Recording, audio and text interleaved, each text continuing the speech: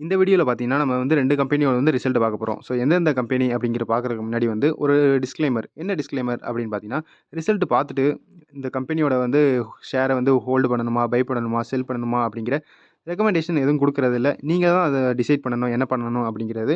Plus market prediction தான் நம்மளால குடுக்க முடியும். என்ன ஆகும் அப்படிங்கிறது மண்டே என்ன ஆகும் அப்படிங்கிற பிரெடிக்ஷன் தான் குடுக்க முடியுமே தவிர, கன்ஃபர்மேஷன் எதுவும் குடுக்க முடியாது. பிளஸ் வாங்க வந்து ரிசல்ட்ட பார்ப்போம். ஸோ என்னென்ன ரிசல்ட் அப்படின்னு பார்த்தீங்கன்னா, HDFC பேங்க்கும், ICICI பேங்க்கும் பிளஸ் இது வந்து கிங்கு. என்ன கிங்கு அப்படின்னு பார்த்தீங்கன்னா, மார்க்கெட்டோட கிங் இதுதான். இன்னொன்னு ஒரு எக்ஸ்ட்ரா ஷேர் ஆட் பண்ணிக்கோங்க. அது வந்து ரிலையன்ஸு. ஸோ ஃபர்ஸ்ட்டு நீங்க என்ன ஃபோக்கஸ் பண்ணணும் அப்படின்னு பார்த்தீங்கன்னா, ஸ்பெஷல் இன்ட்ரிம் டிவிடெண்ட் குடுத்துருக்காங்க. ₹5 பெர் ஷேரு. ஸோ என்னைக்கு முடிய வந்து கிரெடிட் ஆகும் அப்படின்னு பார்த்தீங்கன்னா, ஆகஸ்ட் 11 வந்து உங்க பேங்க் அக்கவுண்ட்ல வந்து கிரெடிட் ஆயிரும் அப்படின்னு சொல்லியிருக்காங்க. பிளஸ் ரெக்கார்ட் டேட் வந்து ஜூலை 25, 2025.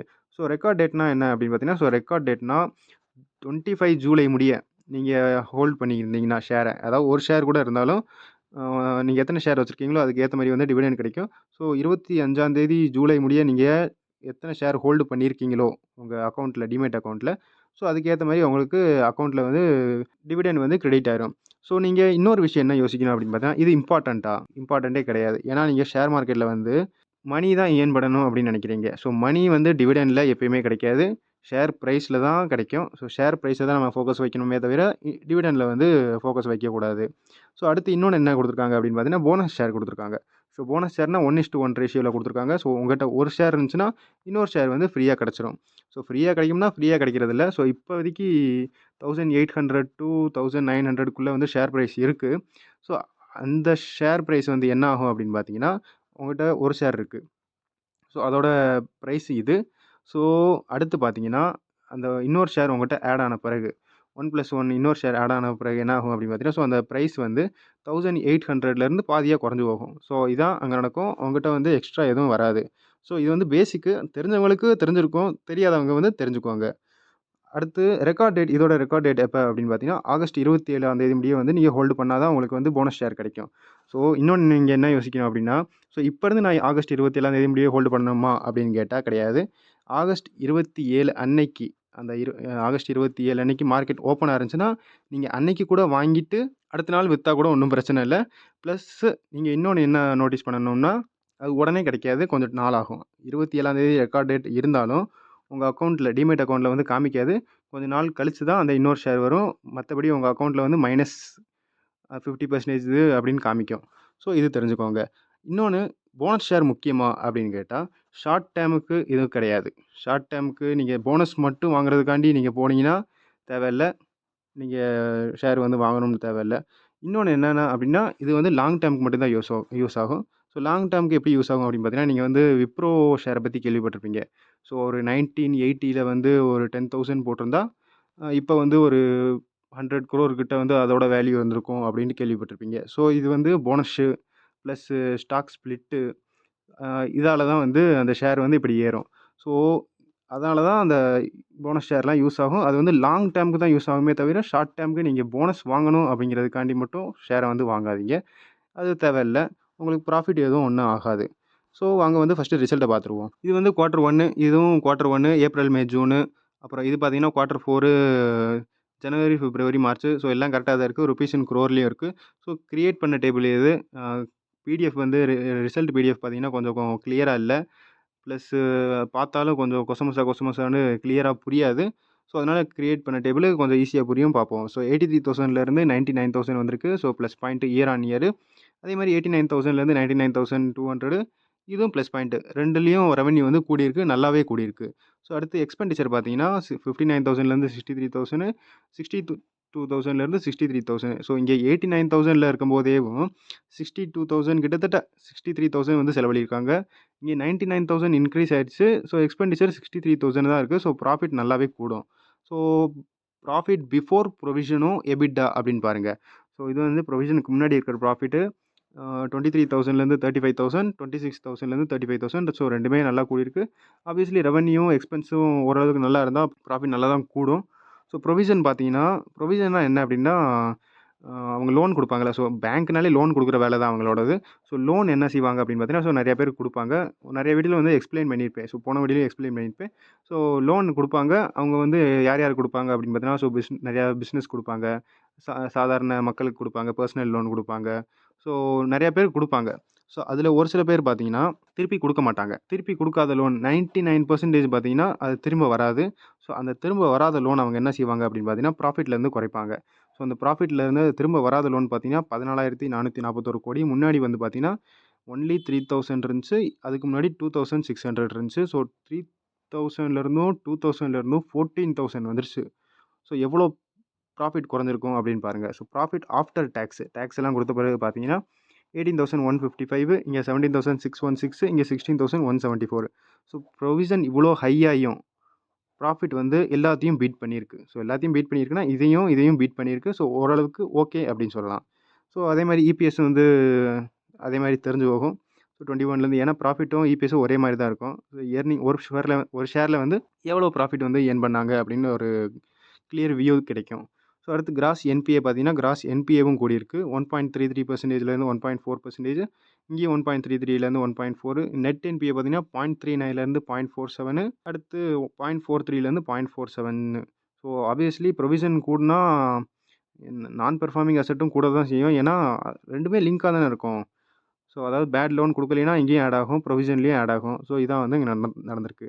ஸோ அடுத்து என்ன பார்க்கணும் அப்படின்னு பார்த்தீங்கன்னா, நெட் இன்ட்ரெஸ்ட் இன்கம் பார்க்கணும். ஸோ நெட் இன்ட்ரெஸ்ட் இன்கம் என்ன அப்படின்னு பார்த்தீங்கன்னா, அ ஒரு இடத்துல இருந்து அவங்க லோன் வாங்குவாங்க.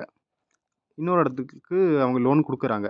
ஸோ இங்கேருந்து ஒரு 10% வந்து இன்ட்ரெஸ்ட் குடுக்குறாங்கன்னு வைங்களேன். ஸோ இவங்களுக்கு அவங்க இன்ட்ரெஸ்ட் குடுக்கணும்ல. ஸோ இவங்க இன்ட்ரெஸ்ட் பார்த்தீங்கன்னா, ஓரளவுக்கு ஒரு 5% இருக்குன்னு வைங்க. ஸோ நார்மலா நம்ம சேவிங் அக்கவுண்ட்லேருந்து 5% தான் குடுப்பாங்கன்னு வைங்க. 5% கூட அதிகம் தான். கம்மியா தான் குடுப்பாங்க. 3% கூட வைங்க. ஸோ 3% வந்து அப்போ ப்ராஃபிட் மார்ஜின் எவ்வளோ? 7%. ஸோ இந்த 7%ல எவ்வளோ அமௌண்ட் வருதோ, ஸோ அதத்தான் வந்து நம்ம நெட் இன்ட்ரெஸ்ட் இன்கம் அப்படின்னு சொல்லுவோம். ஸோ நெட் இன்ட்ரெஸ்ட் இன்கம் பார்த்தீங்கன்னா, 31,438 crore வந்து சம்பாரிச்சிருக்காங்க. அப் 5.4% வந்து இயர் ஆன் இயர் வந்து அதிகமாயிருக்கு. ஸோ நெட் இன்ட்ரெஸ்ட் இன்கம் நல்லது தான். ஸோ எங்கேருந்து லோன் வாங்குவாங்க அப்படின்னு பார்த்தீங்கன்னா, லோன் இல்ல. எங்கேருந்து அவங்களுக்கு மணி கிடைக்கும் அப்படின்னு பார்த்தீங்கன்னா, ஸோ நார்மலா வந்து கரண்ட் அக்கவுண்ட்டு, அப்புறம் சேவிங் அக்கவுண்ட்லேருந்து கிடைக்கும். ப்ளஸ்ஸு ஆர்பிஐட்ட இருந்து கூட லோன் வாங்குவாங்க. ப்ளஸ் அவங்களோட ஷேர் வந்து வித்து அதே மாரி விக்க மாட்டாங்க. டைல்யூஷன் அப்படின்னு சொல்லுவாங்க. ஸோ டைல்யூஷன் வழியா மணிய வந்து ஃபண்ட் ரைஸ் பண்ணுவாங்க. ஸோ இந்த மாரி நெறையா ஃபண்ட் ரைசிங் பிளான்லாம் இருக்கும். ஸோ அந்த மணிய இங்கேருந்து எடுத்துட்டு, இன்னொரு இடத்துக்கு லோன் குடுத்துட்டு, அந்த லோன வச்சு அதான் வந்து அவங்களோட ப்ராஃபிட் கிடைக்கும். ஸோ நெட் இன்ட்ரெஸ்ட் இன்கம் தான் அதான். ஒரு இடத்துலேருந்து லோன் வாங்கி, இங்கேருந்து ஒரு இன்ட்ரெஸ்ட்டுக்கு லோன் வாங்குவாங்க. ஸோ இங்க இருக்கிற இன்ட்ரெஸ்ட் வந்து எப்பயுமே கம்மியா தான் இருக்கும். இன்னொரு இடத்துல லோன் குடுப்பாங்க. அவங்க வந்து அதிகமா குடுப்பாங்க. 10% இங்க ஒரு 5% எக்ஸாம்பிளா வைங்க. ஸோ இந்த பிட்வீன்ல இருக்கிற 5% இன்கம் தான் நெட் இன்ட்ரெஸ்ட் இன்கம். ஸோ அடுத்து பார்த்தீங்கன்னா, காசா ரேஷியோ. காசா ரேஷியோ என்ன அப்படின்னு பார்த்தீங்கன்னா, current account, saving account. So current account, saving account வந்து எவ்வளோ இருந்துச்சு அப்படின்னு பார்த்தீங்கன்னா, 38% முன்னாடி இருந்துச்சு. ஸோ இப்போ வந்து 33%. ஸோ நெறையாவே குறைஞ்சிருக்கு. அதாவது நெறைய பேர் வந்து அக்கவுண்ட்ட வந்து க்ளோஸ் பண்ணியிருக்காங்க. ஸோ அடுத்து பார்த்தீங்கன்னா, ஹெச்டிஎஃப்சி பேங்கோட ரிசல்ட் எப்படி இருந்துச்சு? எஸ்டிமேட்ட வந்து பீட் பண்ணுச்சா இல்லையா அப்படின்னு கேட்டா, கண்டிப்பா பீட் பண்ணியிருக்கு. ப்ராஃபிட் ஆஃப்டர் டாக்ஸ் வந்து beats estimate despite higher provision. 14,000 crore provision இருந்தும் எஸ்டிமேட்ட வந்து பீட் பண்ணியிருக்கு அப்படின்னு சொல்றாங்க. ஸோ அடுத்து ஐசிஐசிஐ பேங்கோட ரிசல்ட்ட பார்ப்போம். ஸோ ஐசிஐசிஐ பேங்கோட ரிசல்ட் பார்த்தீங்கன்னா, முன்னாடியே உங்களுக்கு தெரிஞ்சிருக்கும் என்ன எப்படி இருக்கும் அப்படின்னு. ஸோ அதான் நான் எத சொல்றேன்னா, Q1, Q4 அப்புறம் இது Q1 அத சொல்றேன். ஸோ எல்லாமே கரெக்ட்டா தான் இருக்கு. 46,000லேருந்து 51,000. ஸோ இன்கமும் இன்க்ரீஸ் ஆயிருக்கு. இங்க குவார்ட்டர் வைஸும் நல்லாவே இன்க்ரீஸ் ஆயிருக்கு. ஸோ அடுத்து எக்ஸ்பெண்டிச்சர் எவ்வளோ அப்படின்னு பார்த்தீங்கன்னா, 29 கிட்டத்தட்ட 30,000. 30,000லேருந்து 32,700. இங்க 32,000லேருந்து ஸோ 32,700. ஸோ எக்ஸ்பெண்டிச்சரும் லைட்டா கூடியிருக்கு. ஸோ ப்ராஃபிட் எவ்வளோ அப்படின்னு பார்ப்போம். ப்ரொவிஷனுக்கு முன்னாடி. ஸோ 16,000லேருந்து 18,700. 70,000லேருந்து 18,700. ஸோ ஓரளவுக்கு நல்லா ப்ளஸ்ஸா தான் இருக்கு. ஸோ ப்ரொவிஷன் எவ்வளோ அப்படின்னு பார்த்தீங்கன்னா, 1,332 crore லேருந்து 1,800 crore. 892 crore-லேருந்து 1,800 crore. ஸோ 2லயும் ஓரளவுக்கு நல்லாவே ப்ளஸ் ஆயிருக்கு ப்ரொவிஷனு. ஸோ அடி வாங்கியிருக்கா ப்ராஃபிட் ஆஃப்டர் டாக்ஸில அப்படின்னு பார்த்தீங்கன்னா, 11,000லேருந்து 12,700. 12,600லேருந்து 12,700. ஸோ ஓரளவுக்கு ஓகே அப்படின்னு சொல்லலாம். ப்ளஸ்ஸுன்னு வச்சுக்கலாம் நம்ம. ஸோ அடுத்து இபிஎஸ்ஸும் அதான். ப்ராஃபிட் ஆஃப்டர் டேக்ஸ் நம்ம ப்ராஃபிட் தான் கணக்கெடுவோம். ஸோ 15.73லேருந்து கிட்டத்தட்ட 18 கிட்ட வந்துருச்சு. ஸோ இயர் ஆன் இயர் நல்லா ப்ளஸ்ஸா தான் இருக்கு. ஸோ அதனால ஒண்ணும் பிரச்சனை இல்ல. அது இல்லாம ப்ரொவிஷன் கூடியிருக்கு. பட் ஓரளவுக்கு தான் கூடியிருக்கே தவிர, இந்த HDFC பேங்க் மாரி அவ்வளோ எதுவும் கூடல. ஸோ HDFC பேங்க் தான் ப்ரொவிஷன்ல நெறையவே அடி வாங்கியிருக்கு. அடி வாங்கியிருக்கு ப்ரொவிஷன்ல. பட் அவ்வளவா அடி வாங்கல. எக்ஸ்பெக்டேஷன் பண்ணத விட. ஏன்னா 1300ம் 1800ம் ஓரளவுக்கு அவ்வளவா இல்ல டிஃபரன்ஸு. பட் அங்க நெறையாவே டிஃபரன்ஸ் இருந்துச்சு. ஸோ இபிஎஸ் வந்து 15லேருந்து 18 கிட்ட வந்துருச்சு. 15.7லேருந்து 18. அடுத்து கிராஸ் என்பிஏ வந்து குறைஞ்சிருக்கு. 2.15லேருந்து 1.67, 1.67லேருந்து 1.67. ஸோ கிராஸ் என்பிஏ குறைஞ்சா நல்ல விஷயமாண்டா? கண்டிப்பா நல்ல விஷயம் தான். ஸோ பேட் லோன் வந்து குறைஞ்சா நல்ல விஷயம் தான். ஸோ அடுத்து நெட் என்பிஏ பார்த்தீங்கன்னா 0.43லேருந்து 0.41. இங்க குவார்ட்டர் வைஸ் பார்த்தீங்கன்னா, நெட் என்பிஏ லைட்டா கூடியிருக்கு. லைட்டா தான் கூடியிருக்கு. பட் எல்லாம் ஓகே தான். ப்ளஸ்ஸா அப்படி ப்ளஸ் தான் வைக்கலாம் ஐசிஐசிஐ பேங்கோட ரிசல்ட்ட. ஸோ அடுத்து நெட் இன்ட்ரெஸ்ட் இன்கம் பார்ப்போம். ஸோ நெட் இன்ட்ரெஸ்ட் இன்கம் பார்த்தீங்கன்னா, அதான் 21,635 crore அப் 10% வந்து இன்க்ரீஸ் பண்ணியிருக்காங்க ப்ராஃபிட்டு. Net interest இன்கம்ல. அதே மாரி கரண்ட் அக்கவுண்ட், சேவிங் அக்கவுண்ட் பார்த்தீங்கன்னா 38.7% இருந்துச்சு. போன வருஷம் பார்த்தீங்கன்னா 39.6%.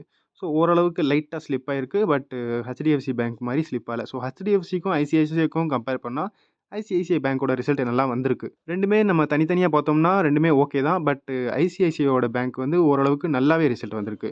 நல்லா ரிசல்ட் காமிச்சிருக்காங்க. ஸோ அடுத்து ஐசிஐசிஐ பேங்கோட ரிசல்ட் எஸ்டிமேட்ட பீட் பண்ணுச்சா அப்படின்னு கேட்டா, கண்டிப்பா பீட் பண்ணியிருக்கு. Beat street estimate. ஸோ அடுத்து நீங்க என்ன நோட்டீஸ் பண்ணணும் அப்படின்னு பார்த்தீங்கன்னா, HDFC பேங்கோட ரிசல்ட் வந்துருச்சு. ஐசிஐசிஐ பேங்கோட ரிசல்ட் வந்துருச்சு. ப்ளஸ் ரிலையன்ஸ் இண்டஸ்ட்ரீஸோட ரிசல்ட் வந்து நேத்து வந்துருச்சு. நீங்க அத பார்த்துருப்பீங்க. ஸோ நிஃப்டி 50யோட டாப் 3 கம்பெனிஸ். இதோட வெயிட்டேஜே எவ்வளோ அப்படின்னு பார்த்தீங்கன்னா, 30% வந்து இந்த 3 கம்பெனி தான் வந்து ஹோல்டு பண்ணுது நிஃப்டி 50ய. ஸோ மண்டே வந்து என்ன ரியாக்ஷன் வரும் அப்படின்னு கண்டிப்பா சொல்ல முடியாது. பட் ரிசல்ட் பார்த்த அளவுக்கு நல்ல ப்ளஸ்ஸா தான் இருக்கு. ஸோ எல்லாமே ப்ளஸ்ஸா இருக்கிறனால என்ன நடக்கும் அப்படின்னு பார்த்தீங்கன்னா, லார்ஜ் கேப்ல ஒரு நல்ல குரோத் இருக்கும். குரோத்னா ராலி. நல்ல ராலியா இருக்கும். மிட் கேப்லயும் நல்ல ராலியா இருக்கும். ஸ்மால் கேப்லயும் நல்ல ராலியா இருக்கும். ப்ளஸ் எல்லா போர்ட்ஃபோலியோவும் பார்த்தீங்கன்னா, நல்லா ப்ளஸ்ஸா கிரீனா இருக்கும். இது ஒரு எக்ஸ்பெக்டேஷன் தான். எதுவும் கன்ஃபார்மா எதுவும் சொல்றேன் அப்படின்னு நினைக்காதீங்க. ஸோ மார்க்கெட்ல என்ன நடக்கும்னு எதுவும் சொல்ல முடியாது. யாரா ஒரு ஆளுக்கு பெரிய இன்வெஸ்டருக்கு ரிசல்ட் பிடிக்கலன்னா, மார்க்கெட் கீழ விழுகும். பட் மேக்ஸிமம் எல்லா ரிசல்ட்டும் பார்த்தீங்கன்னா, ஓரளவுக்கு நல்லா ப்ளஸ்ஸா தான் இருக்கு. கிரீனா தான் இருக்கு. ஸோ நல்ல கிரீனா எக்ஸ்பெக்டேஷன் பண்ணலாம். ஸோ இந்த வீடியோல அவ்வளோதான். அடுத்த வீடியோல பார்ப்போம். நான் தான் ஸ்டாக்கர். Good bye.